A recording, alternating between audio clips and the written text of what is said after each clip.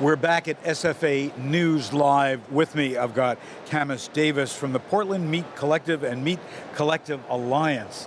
Whoa, big name. Good Meat Project, actually. We just changed the name. Oh, good. Much better. Good Meat Yes. Project. I like that much better. Yeah. And also, it's not just in Portland, even though Portland certainly these days is like the food capital of what's going on. So tell me about what you're doing, why it's important. If you go around the show, I'm seeing a lot of plant alternatives to meat.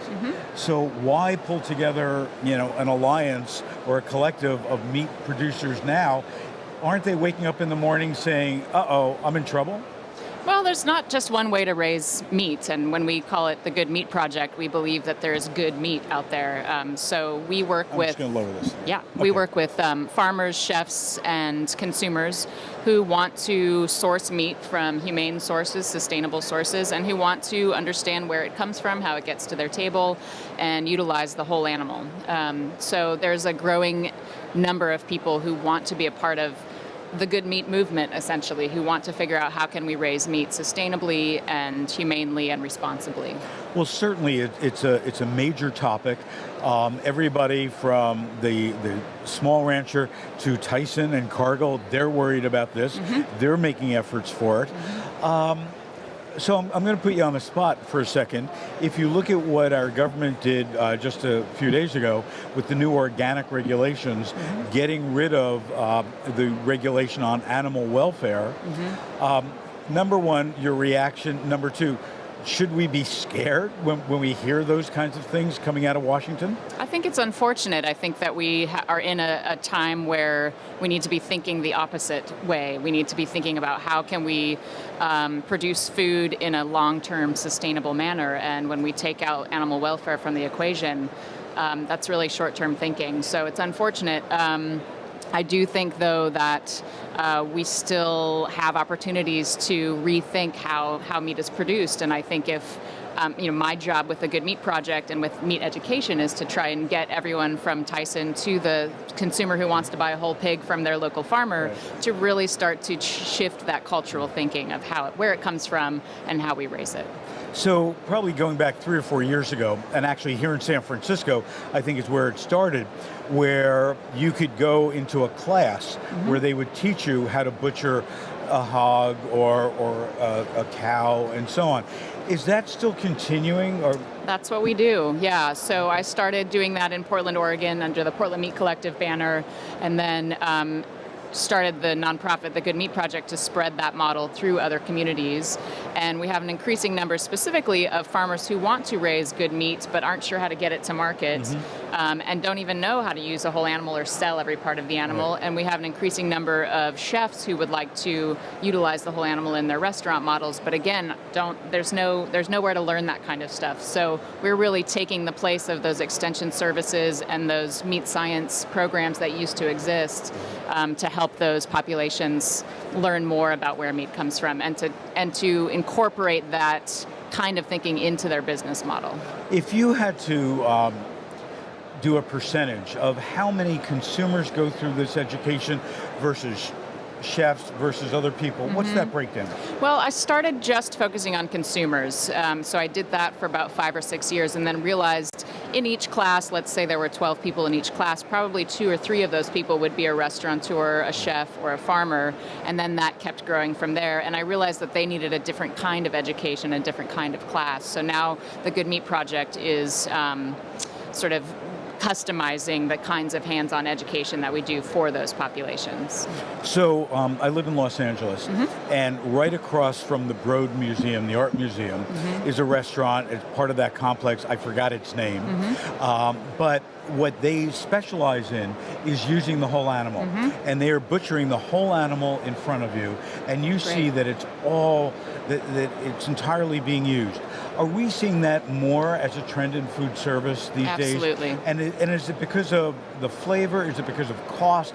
Is it because of concern about the environment?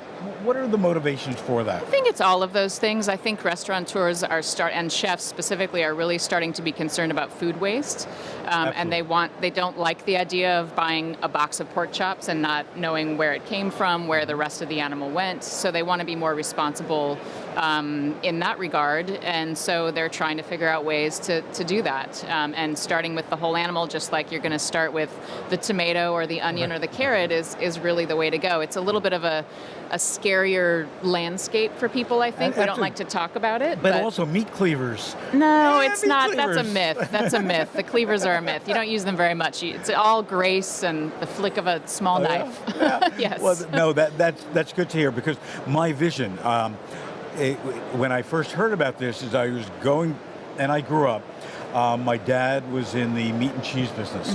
So I grew up in the Bronx Terminal Market and Newark Meat District and things like that. So you would walk in and see these butchers with blood all over their apron, and I mean, they're just hacking away and stuff like that. So when this first came up, I was looking at it and I was saying, wait a minute, if we're going to really make this work from a consumer standpoint, there's got to be a little finesse to it. It's got to be almost even a little bit more romantic than just hacking away.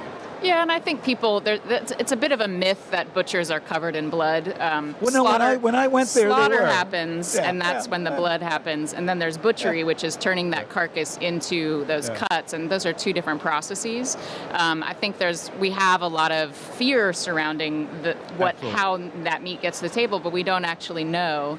And when it's done well and right, it's not gory and it's not scary. And so that's really what my project is trying to do, is to help people understand what those processes look like and help them to become more a part of our daily understanding of where food comes from.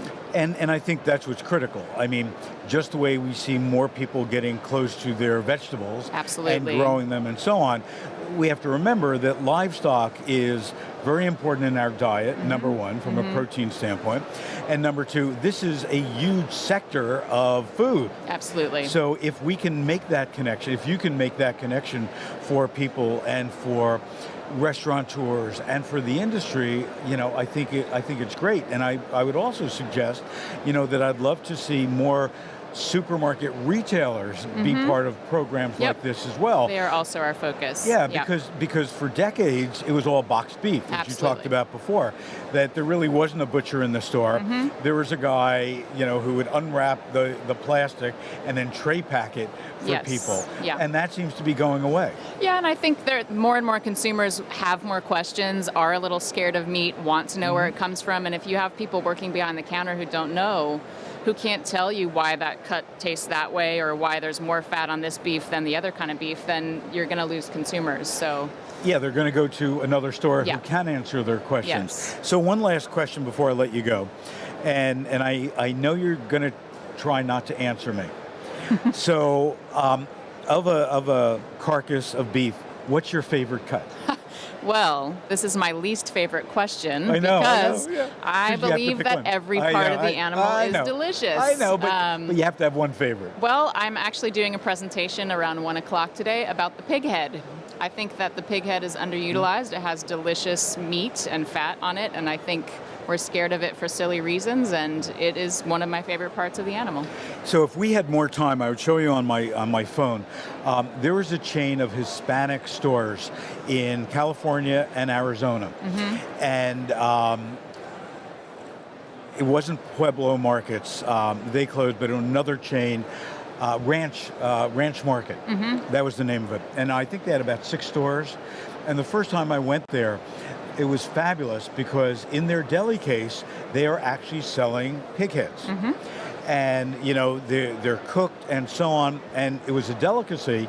And what they found is when people would have dinner parties or celebrations, that was the item that was sold. Right. So to your point, this is not just, this is real. Right. That people real. are doing it. Yeah, it's all meat, it's all delicious if you know how to cook it. Thank you so much. Really thank appreciate meeting you, and keep up the good work. Great, thanks. Thanks. I'm Phil Lempert. This is FSA News Live. We're going to take a break. We're going to go back on the show floor. We're going to show you some more hot food products, and then we'll be back right here at 11:50 with more live interviews. Stay tuned.